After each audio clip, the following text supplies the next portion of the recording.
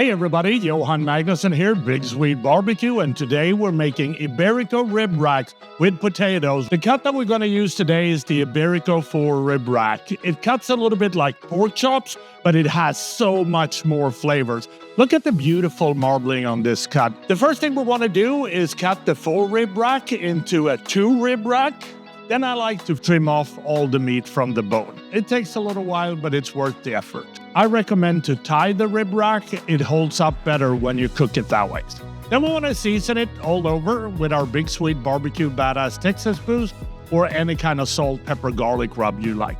The Iberico pork is now ready, so let's prepare all the other ingredients. We're going to start by peeling 5 russet potatoes. We're going to cut them into smaller chunks. And then we want to place them in our steam oven. You can also boil them for about 35 minutes.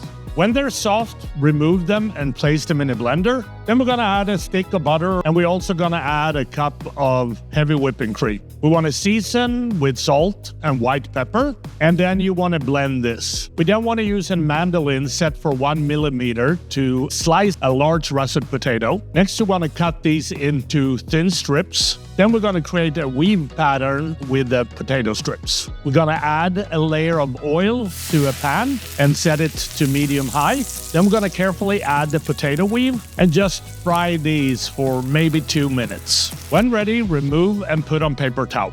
All the ingredients are now prepped, so let's start cooking the Iberico pork. Pour a little bit of oil in a frying pan. Then we want to saute the Iberico rib rack on all sides. We're looking for a great sear and good color. Listen to the sizzle. The smell in the kitchen right now is amazing. Then we're going to remove it to an oven that we set at 350 degrees. Now we want to slowly heat it up until we reach an inner temperature of 135 degrees. When ready, remove from the oven and let rest for 10 minutes. I'm going to slice up one of the rib racks just to show you how beautiful they look on the inside. All the ingredients are cooked. So let's plate this dish. We're going to start by placing a teaspoon or 2 of thickened cherry juice on a plate. And then we're going to add some of our potato puree.